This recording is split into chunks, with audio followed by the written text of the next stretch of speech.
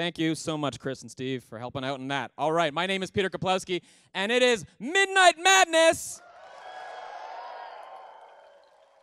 To begin, I would like to acknowledge that tonight's event is taking place on the treaty territory of the Mississaugas of New Credit and the traditional territory of the Haudenosaunee, the Anishinaabe, and the Huron-Wendat. We are grateful for this opportunity to work in the community. This film is also eligible for the Girls People's Choice Award, but specifically the Midnight Madness Award. Vote via TIFF.net. And we would like to thank 20th Century Fox for providing us with this film. All right, everybody, we're about to watch a movie. We're about to watch a sequel. Why do people make sequels? It's often to make money. That's it. That's why you make sequels. You want to make money. People like the last one. They're going to make another one. That makes sense. To me, though, what makes a great sequel is a film that is having a conversation with what came before. This is a movie that I think is doing that. It is a movie that is in conversation with the 1987 original film. It features a remarkable cast, a remarkable group of people made this movie, and one set of the hands that wrote this movie and directed it is Mr. Shane Black.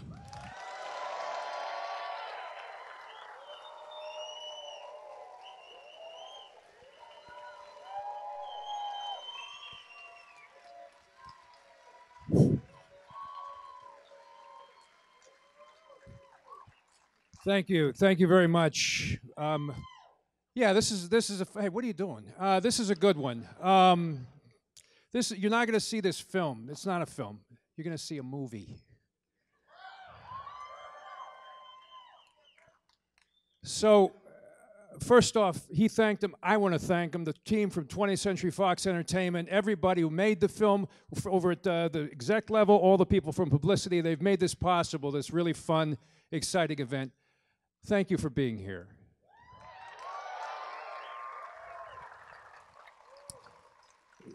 There's an old expression in America, everything that's old is new again. And so sometimes, I guess what that means is that for something to feel fresh, sometimes you go back to something old-fashioned, you reach back in time and you pull it forward, and they go, what's that? That's really fresh. And you go, well, yeah, but it's kind of old. And we tried to strike a difference here. We wanted to blend times, because what we wanted is to celebrate the fact that for some reason this monster has retained its popularity and endures after 32 years. 32 years since I stood in the jungles of Puerto Vallarta, Mexico. Now, we had a group back then that was wonderful. You all remember them. And you remember they ain't got time to bleed. You know, all the one-liners, all the zingers, right? And you remember the camaraderie between all of the guys and Anna, the girl, and well, we wanted to get our own group, and that was the fun. That was what drew us, I think, was that in addition to the monster, we wanted to find a group of misfits. Maybe not so many big muscles this time. Maybe more of a leaner, meaner, misdemeanor kind of crowd. And we found a dream cast. They're here tonight. I want to thank the cast, the beautiful inside and out people who have made our group of misfits. I want to shout out to Fred Decker. Where is he? Up. Fred Decker, my co-writer in 1984 and 5 on the Monster Squad. It's old and it's new. We're back in time, babe. We're back in time. And we're going to have a night that blends everything you weren't alive. To hell with, fuck it. You'll remember. We'll clue you. You're going to love this. Well, what am I saying? You might like it. I hope you like it. We did a lot of hard work. The cast was amazing. The people were amazing. And we've put this out there. We took our time. Here it is. Please enjoy. The Predator! Loonies! We got Boyd Holbrook, Keegan-Michael Key, Olivia Munn, Trevante Rhodes, Alfie Allen, Augusto Aguilera, and Jake Busey.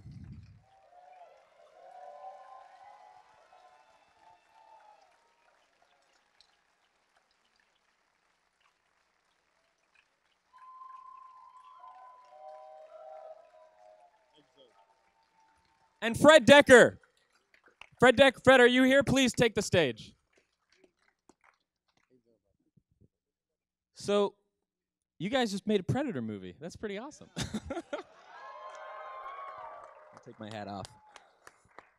The thing that I'm really struck about this film is how spontaneous it feels at times. And I just wanted to ask the cast, working together as a unit, as a group, what was it like in those scenes where you're in the trailer or in the apartment and everything? Everyone is sort of fighting for attention in a scene, and I think as an actor that must be kind of a challenge because you're almost competing against each other, but you also want to work together to make the scene work. So I wonder if we could start with that. There's really no competition with this group of people. I mean, honestly, when actors are all working together, when you have this kind of group, and you just want to work together to create the best scene. It's not about who has the most lines or who has the laugh. It's just we want to make a movie that the fans are going to love, and I think we did that. And every time we put a scene together, it was just a big collaboration. I agree. It was hard for me being around all these guys and not having, being able to play the joke. Hanging out with these guys, cutting up every day was just hard for me to, keep a straight face. That's the role of the straight can character. The other question I had too is that all of you have, you're all misfits in a sense. We're in the original Predator movie. It was basically guys that were sort of peak soldiers. They were perfect, and the tension in that film was when the Predator showed up, they began to crack. It was like that facade began to crack. But at the beginning of this movie, many of you kind of already sort of cracked. That's sort of how it begins. And the question I had is, individually, with your characters, what kind of work did you do in sort of developing that character, starting from what Shane and Fred had written and kind of made it your own? Like, what kind of freedom and liberty did you have to take your character and kind of give it that idiosyncrasy? Yeah. Syncretic, yeah. Because that's what I really like about it too. Every character has their moments and has something that really makes them feel more than just a character, but a person. And so individually, I thought maybe if there were things that you brought to the table, the things that you went away and did. Absolutely. I mean, we all gotta be ourselves and let Shane let us be us, and we gotta play around and fuck around, make mistakes. Goof off. I mean, Gusto had this whole thing with Olivia. We were supposed to be, the romantic desire between her and I. And then the Gusto just kind of says, "Well, I'll hit on her." So, just to be clear, so like there were the moments where you guys would decide what maybe we should do this, and then that would just spontaneously be like where the movie could go. Yeah, Shane was really good. Oh, Jesus Christ! Shane was really good about letting us just play around, really. That was really the biggest thing. Shane was one of the biggest collaborators on this thing. Mm-hmm.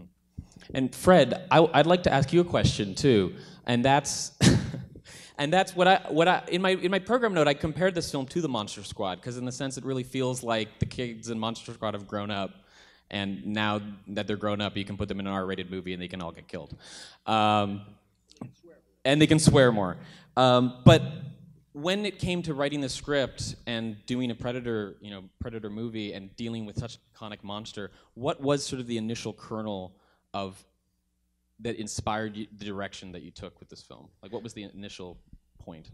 Well, there were three, really. We wanted to evoke early Spielberg. We wanted to evoke John Carpenter's action films, not his horror films so much, but Escape from New York and Assault on Precinct 13. And we were fond of the idea of sort of resurrecting the Dirty Dozen, because we haven't seen a movie like that in a long time. And so those were kind of the three things that we threw into the mix. And also Jacob's character, Rory, the kid, which was funny. It was never a discussion. It was just, we're going to have a kid, right? And we did, and it worked out pretty well.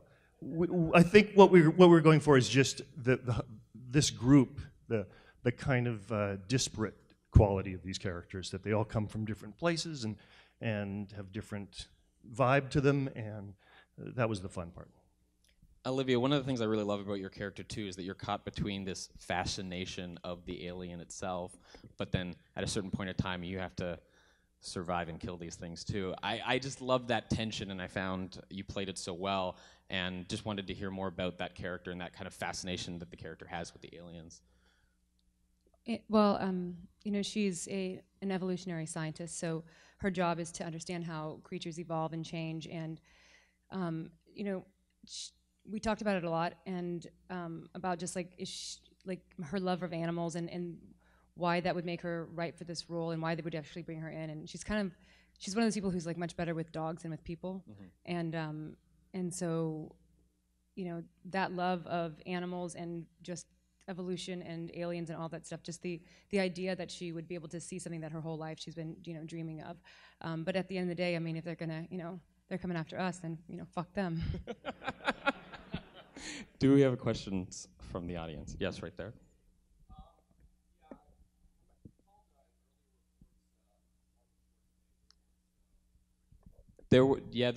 Fred, there were rumors at one point that Dutch might make a return. Yes. It just didn't work out. We were really interested in it. Shane's known Arnold for many years, obviously, and they've worked together on a couple of things. And we wanted to bring him into the mix. It just didn't seem to work out. He would have played Dutch Schaefer.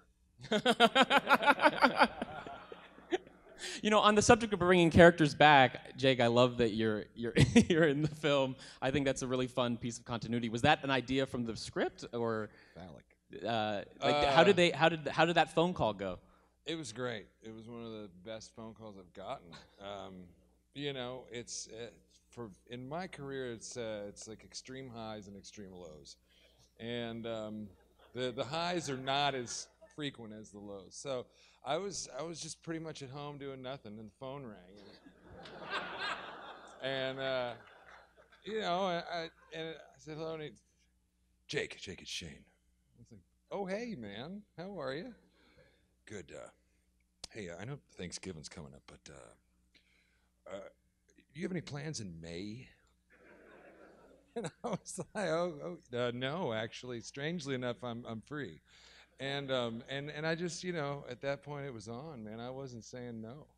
So. What does Thanksgiving have to do with it?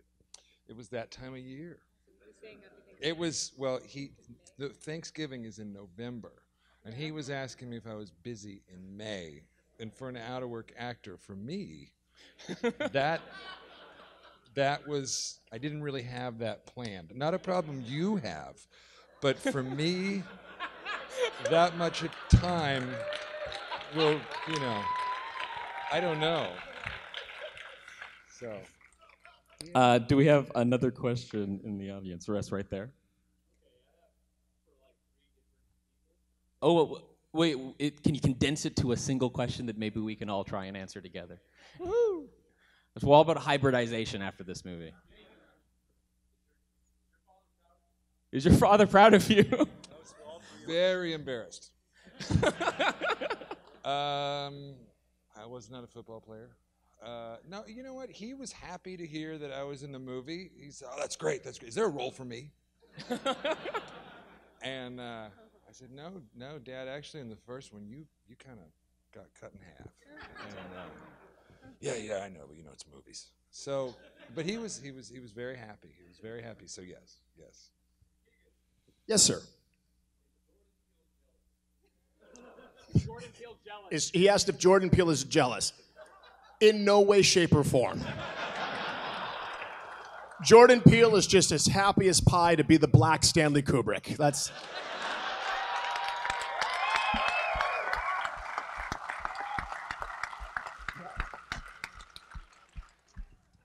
Can I take a question? Yes. This guy over here has like the longest arm in the world. I couldn't miss him. You, sir, on the corner there, who just put your arm down. You were this, and then you went like that. They're touching you now. That person's touching you. Yes, you.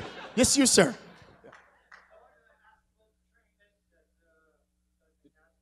The training we went through? The training we went through. Well, we worked for about a month. Was it about a month, guys? With Special Forces, Canadian Special Forces. So they can kill you, and they're polite. And may I kill you, please? Yes. So about a month, and we learned really wonderful things, lots of details, lots, how to clear a room. There are places in the film that you hear lovely, well, we hear, picking up little moments where you hear people saying, last man, when, everybody's gone in the truck and there's the last guy. Contact, or moving, brass check. And we got, our favorite thing was doing brass checks, was checking to see if we had bullets in the gun. And all of us would take we all had pistols. You guys saw John Wick 2? Remember that fucking amazing move where he takes the gun and he flips the clip out of it, and then he grabs the gun and checks it with one hand? He checks to see if there's a bullet in it with one hand. Every member of this cast did that at least 50 times. Because we wanted to get it in the movie, and Augusto won.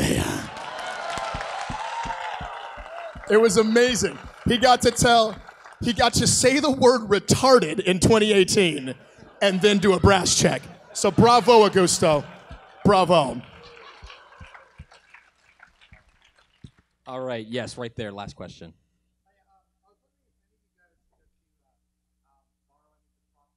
Dude, did you guys get to take any props? Oh, not allowed to say. Well, that's true. Literally, government agents may come in here and seize them. Okay, but in terms of... Yes, okay. Yeah. 100% no props. Well, thank you so much, everyone. Please give it up for the Loonies! And may we all see them again in the Loonies, too.